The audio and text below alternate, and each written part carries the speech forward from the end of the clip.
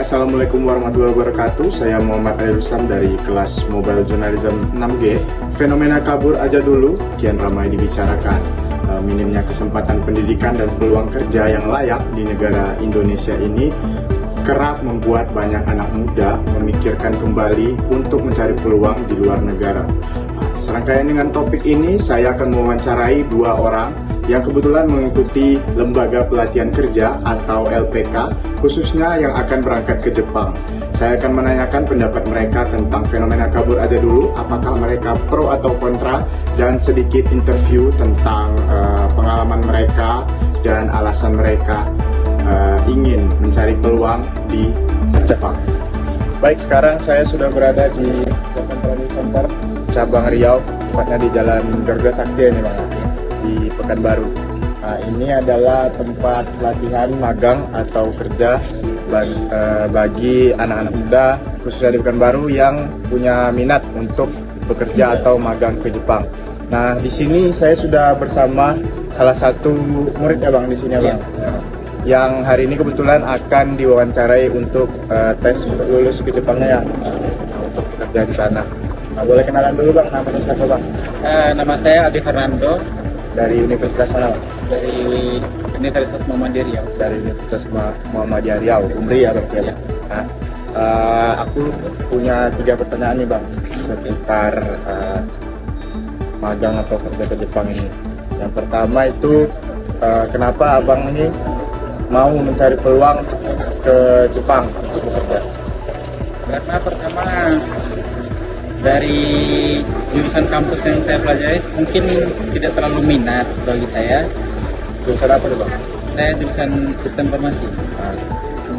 Dikarenakan saya lebih suka kerja di lapangan dengan bidang yang tersedia di Jepang juga, makanya minat saya besar untuk ke Jepang gitu. Apalagi dengan fasilitas dan gaji yang ditawarkan.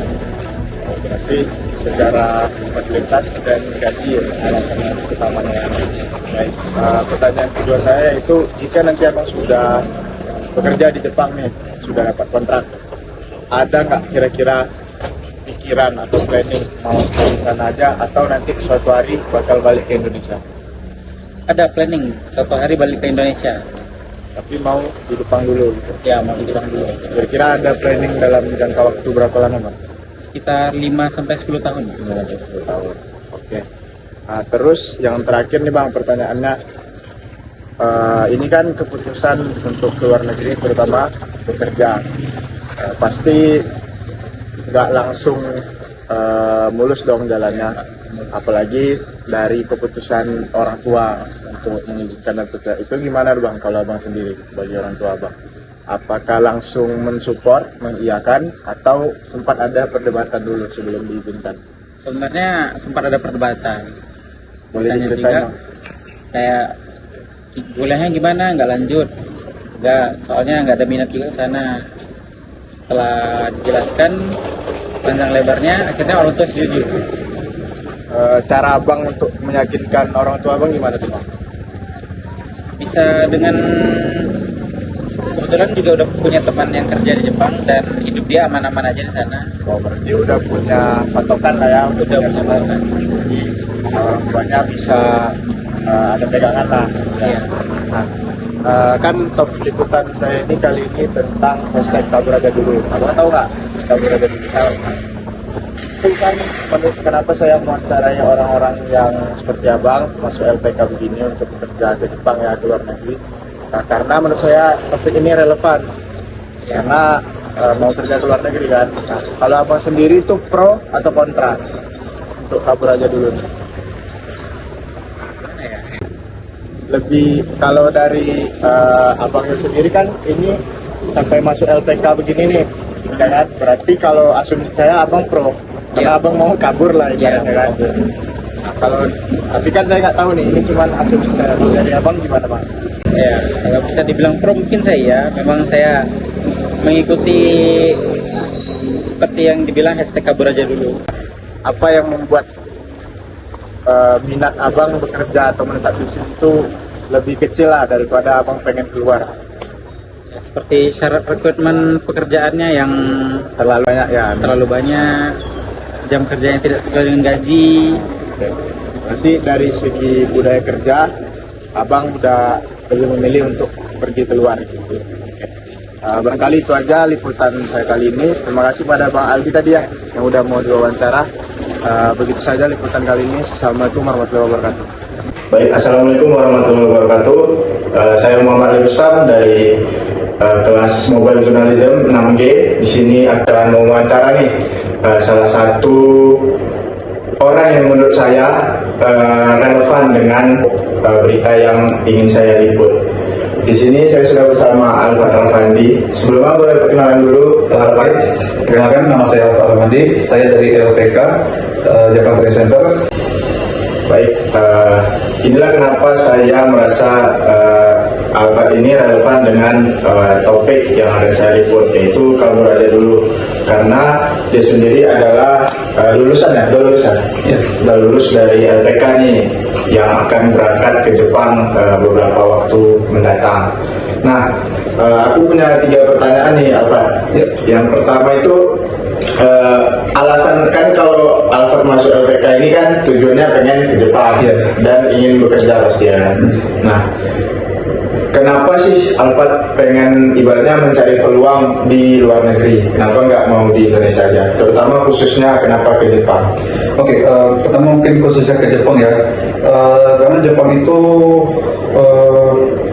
budaya yang bagus, teknologi yang maju, dan juga pekerja keras dan disiplin. Oh, berarti lebih dari segi cultural di sana. Iya.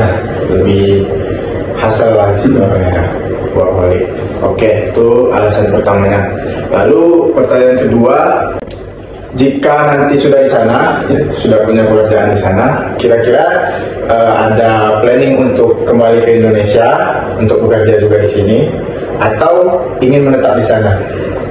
Kalau untuk sekarang sih rencananya nggak balik sih ke Indonesia. Ya, tapi untuk kedepannya mungkin belum tahu gitu. Untuk sekarang rencananya tetap di Jepang. Tetap di Jepang. Ya. Oke. Nah, ini pertanyaan terakhir nih. Kita tahu keputusan terutama untuk ke luar negeri ini bukan keputusan yang remeh-temeh, Yeah. it's a tough decision. Kira-kira respon dari orang tua gimana? Mendukung atau malah sempat punya perdebatan atau pertimbangan? Oke. Untuk awalnya sih orang tua nggak setuju ya, karena ya jauh dari keluarga gitu. Cara Alfat meyakinkan orang tua biar mengizinkan, dapat izin untuk ke Jepang itu gimana? Ya terus meyakinkan orang tua sih, terus meyakinkan orang tua, berikan bukti gitu, bukti seperti bahasa. Berarti memang bersungguh-sungguh lah ya. Ya, memang sungguh-sungguh gitu. Dan juga saya sama orang tua, saya ini sebagai pembuka jalan gitu, untuk misalnya adik saya ada yang mau ke Jepang juga, jadi mereka sudah tenang gitu. Sudah ada patokannya Iya. dari Alfat sendiri. Oke, baik, kira-kira itu aja interview kali ini. Terima kasih Alfat sudah mau di interview. Lebih kalau dari abangnya sendiri kan ini sampai masuk LPK begini nih, ya kan? Berarti kalau asumsi saya abang pro, karena abang mau kabur lah, Iya. ya kan? Nah, tapi kan saya nggak tahu nih, ini cuma asumsi saya. Dari abang gimana bang? Ya, kalau bisa dibilang pro mungkin saya, memang saya mengikuti seperti yang dibilang hashtag kabur aja dulu. Karena gimana ya, cari aman aja sih. Cari aman, maksudnya kalau di Indonesia ini gimana? Apa yang membuat minat abang bekerja atau menetap di sini itu lebih kecil lah daripada abang pengen keluar? Seperti syarat rekrutmen pekerjaannya yang Terlalu banyak ya. terlalu banyak, jam kerja yang tidak sesuai dengan gaji. Oke. Berarti dari segi budaya kerja, abang udah lebih memilih untuk pergi keluar. Oke. Barangkali itu aja liputan saya kali ini. Terima kasih pada Bang Aldi tadi ya yang udah mau diwawancara. Begitu saja liputan kali ini. Assalamualaikum warahmatullahi wabarakatuh.